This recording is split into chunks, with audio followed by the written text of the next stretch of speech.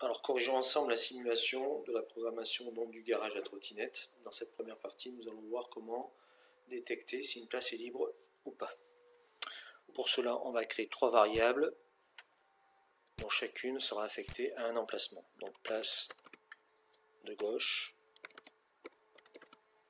On rappelle que pour déclarer une variable, évitez d'utiliser des lettres accentuées, l'espace, des caractères spéciaux. Donc place, underscore, tiré du bas et gauche. Comme ceci, créer une variable, donc après place du centre et place de droite. Ces 3 variables, donc je vais les déclarer au démarrage et les initialiser à 0. Donc, je prends un bloc, place de droite, je vais dans maths rechercher un bloc nombre, comme ceci, que je vais corriger par la valeur 0. Et ce bloc-là, je vais le dupliquer 2 fois et déclarer mes 2 autres variables. Donc place du centre et place de gauche. Maintenant, si donc un détecteur d'un des emplacements ici est activé, ça veut dire que la place correspondante doit indiquer la valeur 1 pour dire qu'elle est occupée et la valeur 0 pour dire qu'elle est libre. Donc je vais faire un petit test en utilisant un bloc logique, sinon si ça, alors faire ça, sinon faire ça. Donc dans mon programme principal, c'est-à-dire la boucle répétée indéfiniment, je place ce type de bloc dans lequel je vais tester un des capteurs. Alors dans entrée et sortie, vous trouverez un module bouton pour simuler le détecteur d'une place. Donc la place de gauche, c'est le capteur qui est branché à la broche D2. Et on doit tester si cette condition est vraie. Donc je reviens dans ma bibliothèque logique et je recherche le bloc vrai.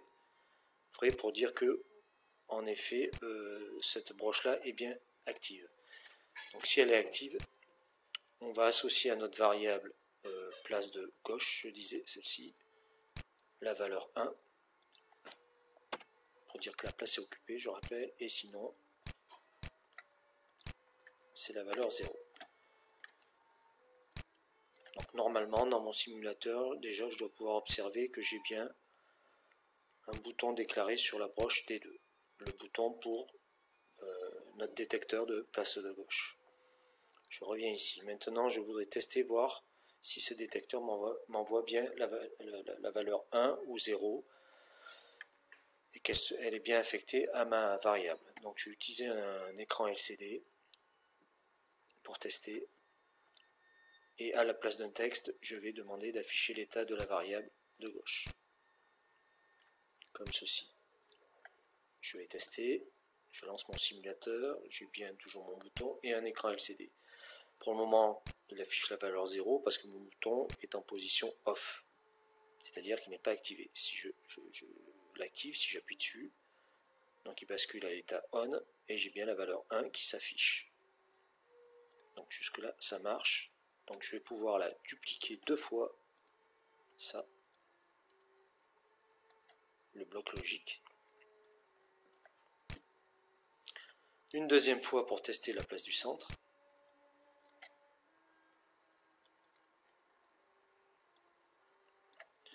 Donc la place du centre, le détecteur est placé à la broche D3.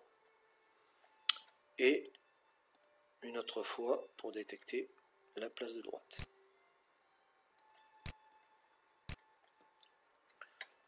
Alors là, il n'est pas du tout placé au bon endroit.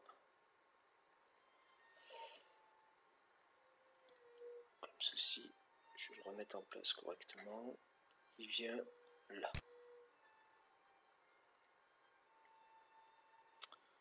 Il faut que j'arrange un peu tout ça parce que j'ai l'écran qui lag un peu. Donc je vais arranger tout ça. Voilà, ici il vient là. Et le bloc 0 ici, il revient là. Ok, donc D4 pour tester la place de droite. D4. pour la place de droite. Donc ici je mets droite, droite, et ici centre et centre. J'active mon simulateur. J'ai bien 3 boutons, d'accord, et là je vais tester si ma place donc du centre est activée ou non. Je veux voir si on m'envoie bien la valeur 1 et 0. Donc je vais demander d'afficher la variable place centre, et si j'active sur le bouton 3, je vois bien que je passe à 1 à 0, ça marche. Je vais tester le bouton 4 et l'afficher sur l'écran. Donc dans mon programme, je sélectionne afficher la variable de droite. J'appuie sur le bouton 4, j'ai bien la valeur 1 qui s'affiche, sinon la valeur 0.